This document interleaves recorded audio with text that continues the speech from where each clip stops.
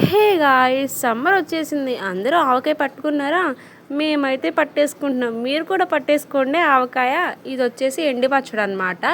ఎండి పచ్చడిలో ఇలా కొంచెం ఉప్పు ఇంకా పసుపు వేసి ఒకసారి మొత్తం కలుపుకుని అలా అటు ఇటు కొంచెం తిప్పుకున్న తర్వాత అలా ఒక 2 days అలా ఉంచిన తర్వాత అప్పుడు ఎండలో ఆరబెట్టుకోవాలన్నమాట. ఇది వచ్చేసి పచ్చడి అనమాట. ఇంకా దీనిలో ఉప్పు పసుపు కారం వేసి ఇది కూడా ఒకసారి తిప్పేసుకున్న తర్వాత దానిలో కొంచెం ఆయిల్ అయితే వేసుకోవాలన్నమాట. ఆయిల్ వేసుకున్న తర్వాత అలా ఒకసారి మొత్తం పైకి కిందకి గుచ్చెత్తుకోవాలన్నమాట. అమ్మ అయితే ఎగరేస్తుంది ముక్కల్ని. ఇంకా దీనిలో సరిపోవట్లేదని చెప్పేసి మా నాన్న అయితే పైనుంచి ఒక దబరా గిన్నె అయితే తీస్తున్నారు. ఇంకా దానిలో వేసుకుని కలిపేసుకోవాలన్నమాట. ఇంకా ఇది వచ్చేసి మా వల్ల అవ్వట్లేదని చెప్పి మా నాన్నతో తిప్పించామన్నమాట.